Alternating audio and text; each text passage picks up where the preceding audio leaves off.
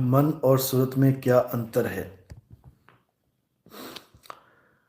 बहुत बड़ा अंतर है मन और सूरत में, लेकिन अज्ञानतावश जीव नहीं समझ पाता। कुछ लोग मन को ही सूरत बता देते हैं कि मन भटक रहा है, सूरत भटक रही है, एक ही बात है। एक बात बिल्कुल नहीं है। वो ये नहीं समझ पाते हैं कि जब गहराई से देखेंगे तो हमें पता लगेगा कि सूरत भटकने वाली है और मन भटकाने वाला है। सूरत मन के द्वारा भटक रही है, मन ही उसको तरह तरह के विषयों में भटका रहा है। तो मन है भटकाने वाला और भटकने वाली है सुरता।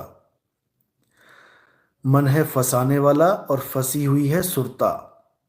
सुरत फंसी संसार में, ता से पर गई दूर।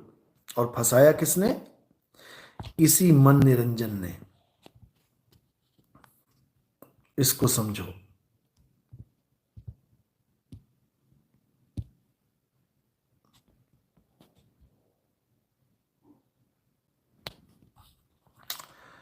सतनाम सतनाम सतनाम।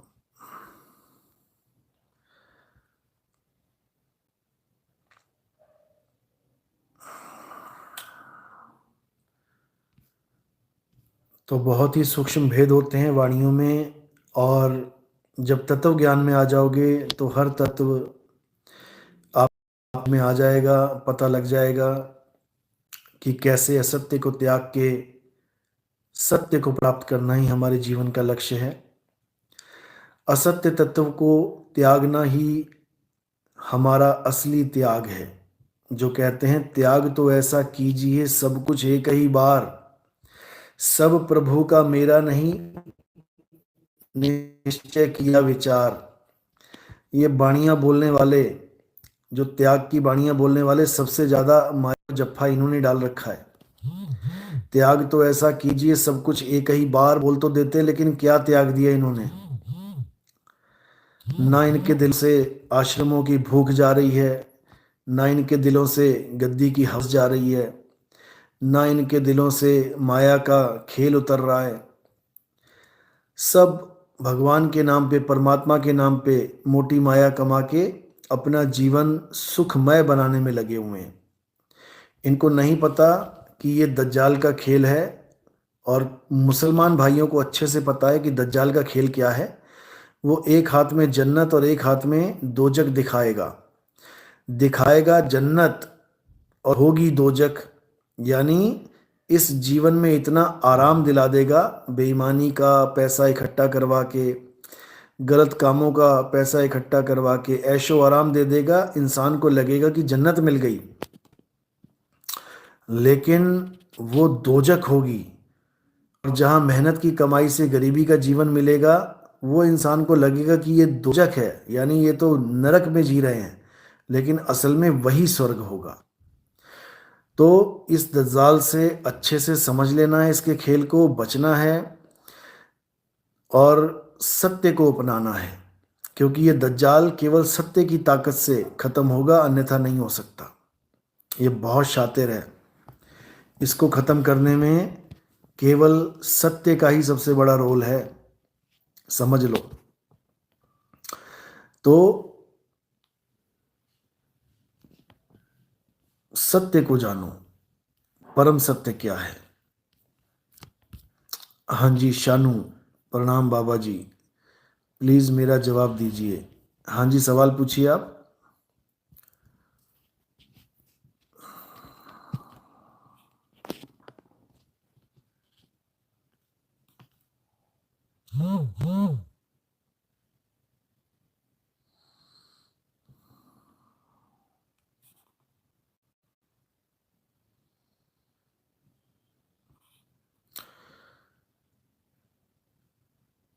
राखी राम, गुरुजी प्रथम नाम दीक्षा के बहुत मैसेज भेज दिए, क्या मैं परमात्मा का जीव नहीं हूँ? दीक्षा नहीं मिल रही है।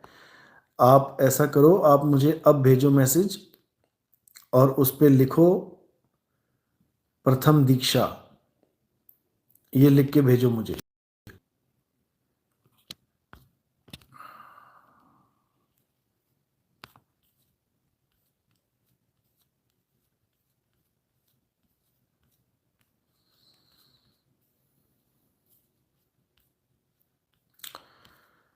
हाँ जी, मैसेज भेजिए आप, क्या पूछना चाह रहे हैं?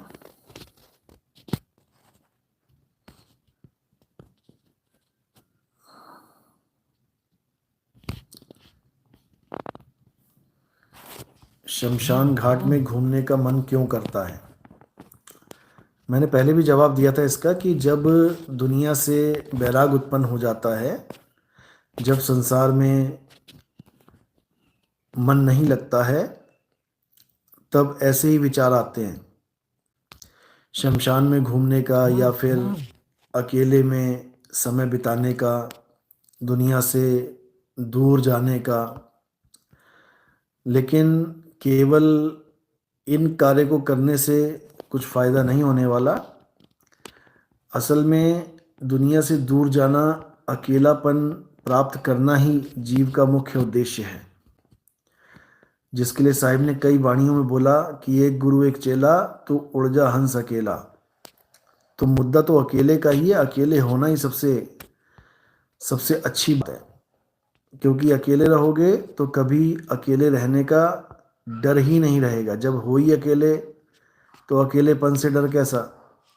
जब 2 या 3 में रहोगे तो हमेशा डर रहेगा कि मैं अकेला न रह जाऊं। लेकिन जब अकेले रहना सीख लोगे तो ये सारा डर खत्म हो जाएगा।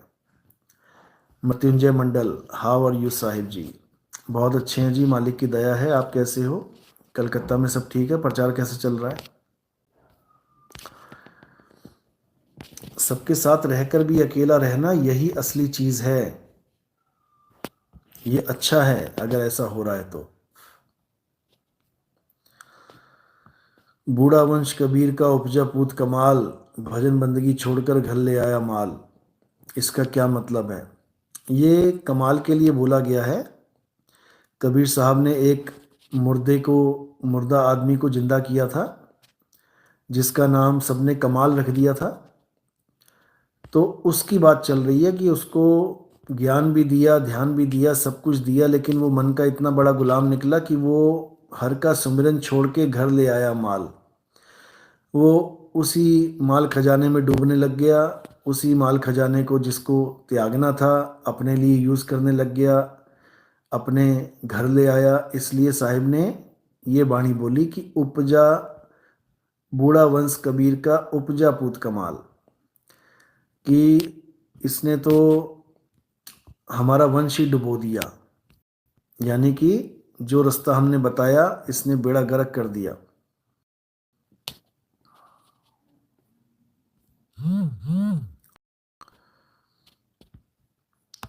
तो ये सबके लिए बोली गई हैं वाणियाँ। अपने ऊपर फिट करोगे तो समझ में आएगा। ये उन सबके लिए बोली गई हैं जो हरि का सुमरन छोड़ के और घर घर ले आए माल। ये सबके लिए बोली गई हैं। केवल एक कमाल मत सोचो।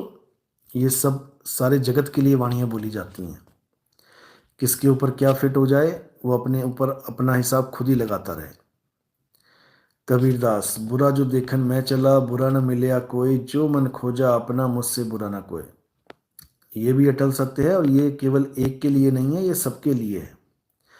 जितने भी लोग बुरा खोजने निकलते हैं, दूसरों की बुराइयां, निंदा, चुगलियां करते हैं, दूसरों की इज्जत की धज्जियां उड़ाने के लिए षड्यंत्र बनाते हैं, कुछ भी करते हैं, तो ये सब उन्हीं के लिए बोली गई हैं। उनको अपने गिरेबान में भी झांक के देखना चाहिए, क्योंकि इंसान तो गलतियों का पुतला है, सबसे गलतियां होती हैं।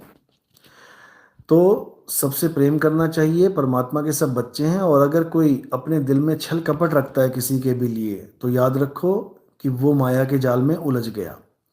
क्योंकि माया का खेल ही यही है। माया चाहती है कि आप अंत समय में किसी ना किसी प्रकार से अपने दिल में कोई ना कोई इच्छा रूपी बीज जरूर रखो, क्योंकि उसी से तो अगला जन्म होगा। अगले जन्म का कारण ही बीज है। तो बीज क्या है? इच्छा ही बीज है। आप किसी को बर्बाद करना चाहते हैं, वो इच्छा आपके मन में है, या फिर आप किसी को आबाद करना चाहते हैं, वो इच्छा आपके मन में है, या फिर आप कोई सुख प्राप्त करना चाहते हैं जो इस जन्म में नहीं मिला, वो इच्छा आपके अंदर रह गई, या कोई भी प्रकार का कोई भी बीज रह गया, तो माया हमेशा यही चाहती है कि कोई ना कोई बीज रह ही जाए, तभी अगला जन्म वो दे पाएगी, नहीं तो कैसे देगी। तो साहिब ने बोला ना कि माया मरी ना मन मुआ, मरी मरी गया शरीर, आशा तृष्णा नाम हुई। और कह गए संत कबीर कि आशा तृष्णा नाम हुई, जो तुम्हारी आस लगी है किसी भी चीज पे, वही अगले जन्म का बीज है। तो हर आस को छोड़ देना है।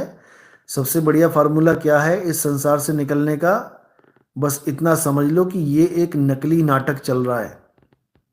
ये एक नकली नाटक है। यहां पर हर आंसू नकली है, यहां पर हर खुशी नकली है, यहां कोई मर रहा है तो वो भी नकली है, और यहां कोई पैदा हो रहा है तो वो भी नकली है। समझ लो,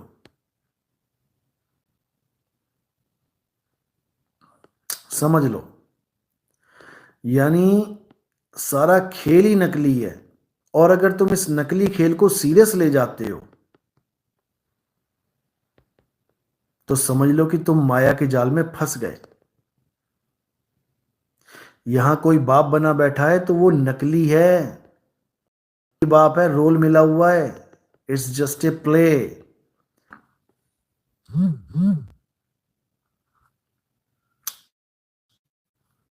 सतनाम सतनाम राम।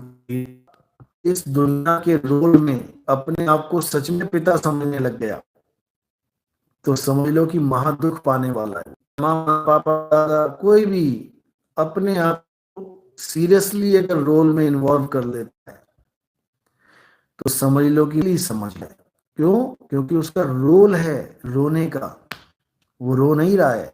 जो भी उत्पत्ति और प्रलय हो रही है ये सब एक कल्पना मात्र है, ये सब एक सपना है। और हमारे दिमाग में ये सपना इतनी अच्छी तरह फीड हो चुका है कि हमारा दिमाग इसको सच सच सच मान रहा है। अब इसको झूठ समझ के इसको अपने दिमाग से निकालना है। सबसे पहले अपनी बुद्धि से निकालो इसको। ये सारा संसार, सारा मायाजाल अपनी बुद्धि से निकालो। पहले बुद्धि से एक बार निकल गया तो बड़ा इजी हो जाएगा इस संसार में रहना, समय बिताना और निकलना। नहीं तो हालत खराब हो जाएगी। और सबसे बड़ी बात क्या है कि इस संसार में परेशान नहीं होना है। लोग हल्का सा दुख आता है तो डगमगा जाते हैं। बिल्कुल नहीं डगमगाना है। ये संसार बना ही सुख और दुख का है, इतना समझ लो। इसमें सुख और दुख के अलावा कोई ऑप्शन नहीं है। या तो सुख मिलेगा या दुख मिलेगा, या सुख मिलेगा या दुख मिलेगा। दोनों के लिए रेडी रहो, क्योंकि अगर सुख मिला है तो वो ज़्यादा लंबा नहीं चलेगा और दुख मिला है वो भी ज़्यादा लंबा नहीं चलेगा। ये सब कर्मों पे डिपेंड करता है, किसके कैसे कर्म है। कई बार लंबा दुख चल पड़ता है तो सोच लो, समझ लो कि ये तुम्हारा ही किया हुआ तुम्हें मिल रहा है। किसी को परेशान करने की ज़रूरत नहीं है कि ये दुख काहे ख़त्म नहीं होता। ये दुख इसलिए ख़त्म नहीं होता क्योंकि तुमने कर्म ऐसे किए हुए हैं। लेकिन ख़त्म होगा, धीरे धीरे होगा। अब कई बार इतने खतरनाक कर्म होते हैं कि कोई ऐसी बीमारी लग जाती है कि वो छूटती नहीं है, जान ले जाती है। तब भी तुम्हें चिंता करने की ज़रूरत नहीं है। क्यों नहीं है? कारण क्या है? क्योंकि जान तो वैसे भी जानी है। जान तो वैसे भी जानी है। कौन बचाए बताओ? माइकल जैक्सन ना बच पाया, जिसने पता नहीं कितनी बॉडीज पहले ही खरीद के रख ली। जिंदा आदमी खरीद लिए कि भाई मेरा हार्ट फेल होगा तो तेरा लगा लूंगा, किडनी फेल होगी तो तेरी लगा लूंगा, फेफड़े फेल होंगे तो उसके लगा लूंगा। समझो, फिर भी ना वो जी पाया। इसलिए क्या करना है? अगर शरीर भी छूट जाए तब भी समझ जाना कि हमारा हिसाब किताब खत्म हो गया है। अब अगला शरीर मिलेगा वो स्वस्थ ही मिलेगा। अगर हिसाब किताब खत्म हो गया हो तो, वरना फिर आगे तैयारी करो, क्योंकि कर्म तो भुगतान भुगत के ही खत्म होते हैं। ये रूल है यहाँ का, इससे बचने वाला कोई नहीं। इसलिए किसी को दोष ना देके अपने कर्मों का हिसाब आराम से, प्रेम से देना चाहिए। क्योंकि तुमने देह धारण की है, इसलिए तुम्हें हिसाब किताब देना पड़ रहा है।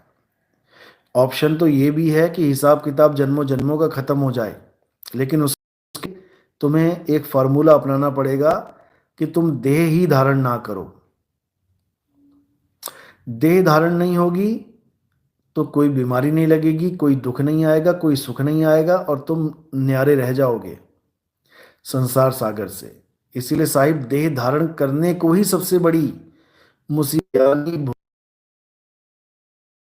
अज्ञानी भोगेगा, ज्ञानी ज्ञान से भोगेगा, क्योंकि देह धारण कर ली है। अब देह धारण ना करें, इसका क्या फॉर्मूला है? केवल एक ही फॉर्मूला है कि अपने स्वरूप में स्थित हो जाओ। यानी किसी स्वर्ग किसी नरक की आस छोड़ दो, किसी सतलोक, अलख लोक, अगम लोक, अनामी लोक, फलाना लोक, ढिकाना लोक, ये लोक, वो लोक, गो लोक, ये सबको छोड़ दो। हर चीज को छोड़ दो, दिमाग से ये कचरा बाहर कर दो। और कहां रहने का, कहां स्थित होने का, कहां पर सदा सदा अनंत समय तक, समय भी खत्म हो जाए तब भी कहां रहने का विचार करो? अपने आत्म स्वरूप में। क्योंकि रह तो तुम अभी भी अपने स्वरूप में रहे हो, लेकिन नकली स्वरूप में रह रहे हो। अभी कौन सा स्वरूप है जिसमें रह रहे हो? नकली वाला, ये काया रूपी स्वरूप।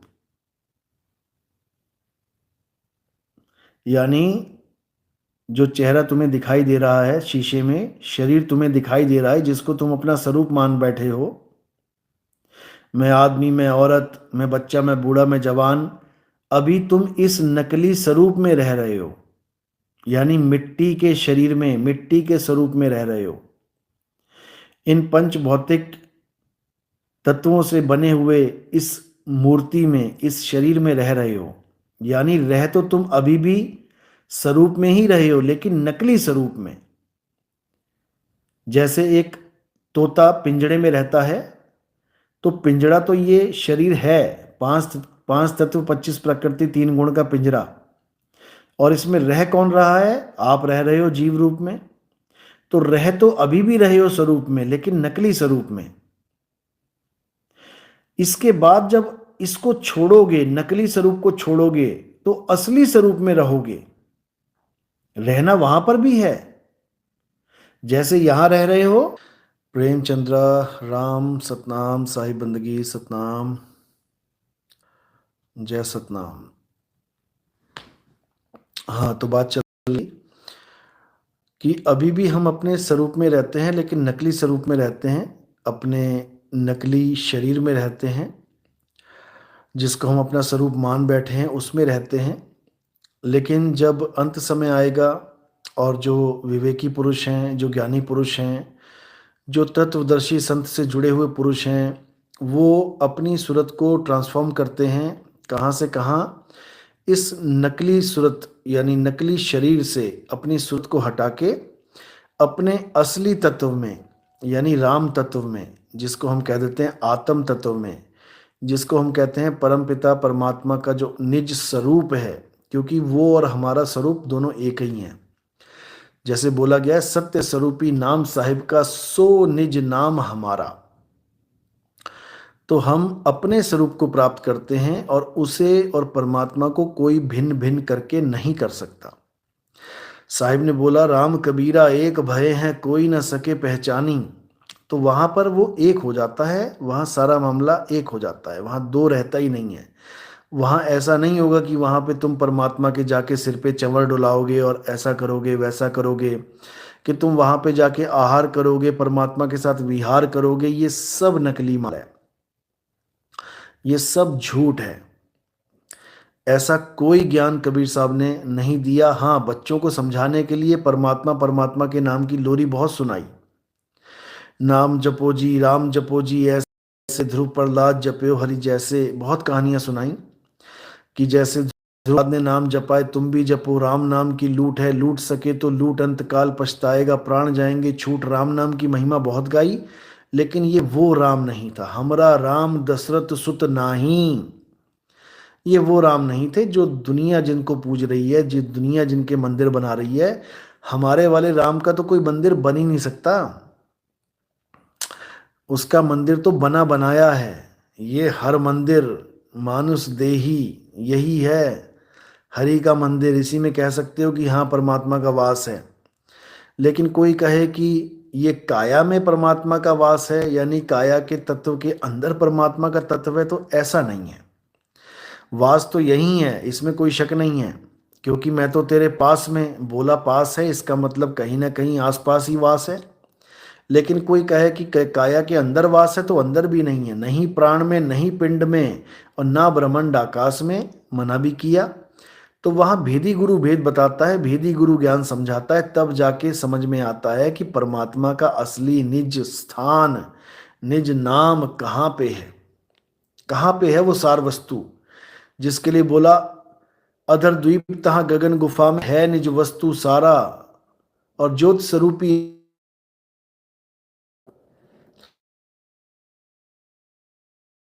गगन गुफा में है निज वस्तु सारा। लेकिन कौन जान रहा है उस वस्तु को? सब तो नाम के पीछे पड़ गए, तो 52 अक्षरी नाम के पीछे पड़ गए। कोई राम राम जपने लग गया, कोई श्याम श्याम जपने लग गया, बड़ी बड़ी दुकानें चला दी भगवान के नाम पे। कोई अल्लाह अल्लाह करने लग गया, कोई 5 टाइम की नमाजें पढ़ने लग गया, कोई गॉड गॉड करने लग गया, कोई चर्च जाने लग गया, कोई वाहेगुरु वाहेगुरु जपने लग गया। सब 52 के पीछे पड़ गए। और कबीर साहब कहते रहे कि 52 को समझो, 52 को जानो, 52 को त्यागो, ये 52 ही माया है। समझ लो साहिब, 52 से ही पीछा छुड़वा रहे हैं। जो नर पड़े 52 के फेरा, सो नर जानो काल के चेरा। लेकिन लोग सोच रहे हैं कि 52 जप के ही परमात्मा मिलेगा। बताओ, जब 52 का टूटे डोरा, सहजे छूटे काल झकोरा। लेकिन लोग समझ रहे हैं कि जब तक 52 नहीं जपेंगे, जब तक हमारी मुक्ति नहीं होगी। बताओ, इतना बुरा हाल हो चुका है। तो इसलिए अब 52 को समझो, 52 क्या है, 52 से पीछा छुड़ाओ। ये 52 ही जगत है, 52 अक्षर लोक त्रय, सब कुछ इन्हीं माही। ये अक्षर खिर जाएंगे, वो अक्षर इनमें नाही। अब और क्या बोलें, लेकिन नहीं समझ में आ रहा है क्या किया जाए। तो इसलिए अब मालिक की कृपा हुई है, बंदी छोड़ की दया हुई है। अब वो पंथ उजागर हुआ है जिससे सारे जीवों का कल्याण होगा। तो इसलिए एक दूसरे से वैर भाव त्याग के, हिंदू मुस्लिम झगड़े छोड़ के, ऊंची जात नीची जात, छोटी जात मोटी जात, पतली जात छोड़ के अब एक जात के हो जाओ सारे, बस तब कल्याण होगा। और हमारी जाति क्या है? जीव हमारी जाति है, मानव धर्म हमारा। कहते हैं ना, हिंदू मुस्लिम सिख ईसाई धर्म नहीं कोई न्यारा। कह तो देते हैं, लेकिन क्या तुमने किसी अल्लाह का नाम जपवाया? क्या तुमने वाहेगुरु का नाम जपवाया? क्या तुमने ईसाइयों में गॉड का हालेलुया का नाम जपवाया? तुम सारे नाम तो दे के बैठ गए देवी देवताओं के, तो तुम तो खुद पक्षपाती हो गए। तुम तो खुद पक्षपाती हो गए। बातें कर रहे हो कि धर्म नहीं कोई न्यारा, तो अल्लाह अकबर भी दे लो एक बार। वो भी तो कोई नाम ही है ना, अल्लाह का, खुदा का, वाहेगुरु का। लेकिन कोई लेने को तैयार नहीं है, बातें सब कर रहे हैं। तो इसलिए मेरे भाई अच्छे से समझो, परमात्मा को पाना है तो सबसे पहले 52 को अपने जीवन से दूर भगाना है। तब मिलेगा मालिक, तब मिलेगा वाहेगुरु, तब मिलेगा गॉड। इसलिए धर्मों से ऊपर उठो, सबका एक धर्म है, आत्म देव ही सबका माई बाप है, सबका एक ही धर्म है, उसको प्राप्त करना धर्म है।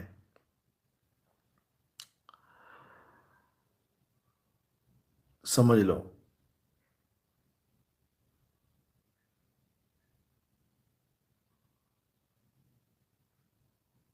क्या बात है, बहुत बढ़िया।